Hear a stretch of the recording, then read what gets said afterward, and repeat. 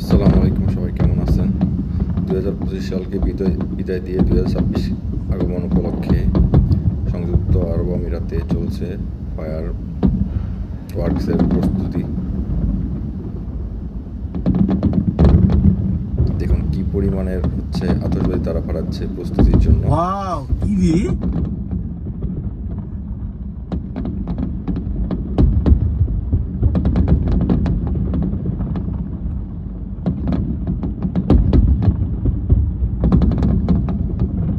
গাড়ির জন্য কাফের, মারি টাড়ি ব্যাগ কাফের কি এর?